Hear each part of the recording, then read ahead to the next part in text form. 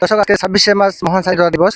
ওই উপলক্ষে আজকে আমাদের মিলিত হলাম সেই আমার যে বড় ভাই সে কবি আজাদের সাথে দেখা হলো। তো আজকে আমি তার থেকে জানবো আজকে স্বাধীনতা দিবসের অনুভূতি। প্রিয় দেশবাসী, হৃদয়ের গভীর থেকে আপনাদের জানাই এই স্বাধীনতা দিবসের অভিনন্দন। আজ মহান স্বাধীনতা দিবস। ঠিক এই দিনে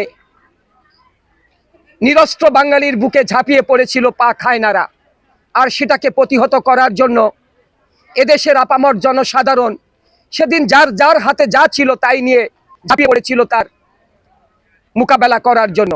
দীর্ঘ 9 মাস যুদ্ধ করে আমরা পেয়েছিলাম একটি স্বাধীন সার্বভৌমত্ব বাংলাদেশ। দেখতে পাচ্ছেন আমাদের লাল সবুজের পতাকা, যেটা আমার পিছনে পথ পথ করে উঠছে। এটা সেই পতাকা যে পতাকাটা অর্জন করে 30 লক্ষ শহীদের রক্ত, সাথে 2 লক্ষ মা বোনের ইজ্জত দিতে হয়েছিল।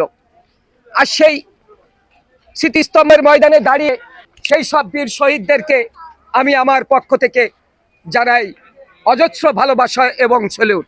আসুন, যারা তাদের জীবনের শেষ রক্ত দিয়ে আমাদের দিয়ে গিয়েছিল স্বাধীনতা, আমরা যারা সেই স্বাধীনতার সার্বভৌমত্ব একটি রাষ্ট্রে নিজেকে গর্বিত মনে করি, আমরা অদা করব যেই স্বাধীনতা সার্বভৌমত্ব যেন আমরা ধরে রাখতে পারি।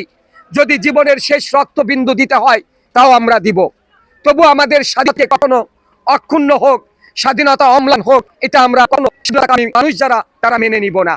এটাই হোক আমাদের সকলের প্রত্যাশা। সবাই ভালো থাকবেন, সুস্থ থাকবেন। এদেশ আপনার, এদেশ আমার, এদেশ আমাদের সকলে।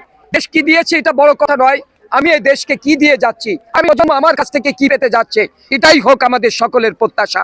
ধন্যবাদ। আসসালামু আলাইকুম ওয়া রাহমাতুল্লাহ।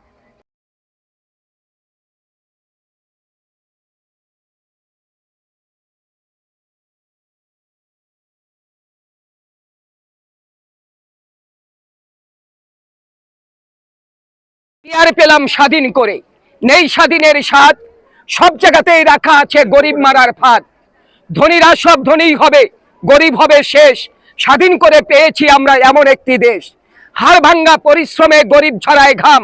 রাজা আছে মহাসুখে, প্রজা পায় না দাম। ভাবতে গেলেও অবাক লাগে, হায়রে স্বাধীনতা, এমন স্বাধীন পেয়েছি আমরা কেউ শোনে না কথা। দুর্নীতি আজ এত চাঙ্গা পঙ্গু করেছে দেশ, দেশের টাকা বিদেশ নিয়ে দেশ করেছে শেষ। দেখছে কিন্তু সব লোকে, বলিনি কেউ কথা, আমরা কি তাই চেয়েছিলাম এমন স্বাধীনতা? প্রিয় বন্ধুরা, প্রিয় দেশবাসী, কেউ আবার ভাববেন না তাহলে কি কবি স্বাধীনতার বিরোধী। না বন্ধুরা, আমি স্বাধীনতার বিরোধী নয়, আমি এই দেশটাকে আমার নিজের জীবনের থেকে ভালোবাসি। তাই তো আমার এই লেখা কবিতা, এই কবিতার মধ্যে আমি ফুটিয়ে তুলেছি আমাদের সার্থকতা, আমাদের ব্যর্থতা, আমাদের কোথায় কোন ব্যর্থতা আছে। আপনারা এই কবিতা যদি উন্মোচন করেন, এই কবিতা যদি ব্যাখ্যা করেন, তাহলে পেয়ে যাবেন। আসসালামু আলাইকুম ওয়া রাহমাতুল্লাহ। কবি মোহাম্মদ আজিজুর রহমান আজাদ।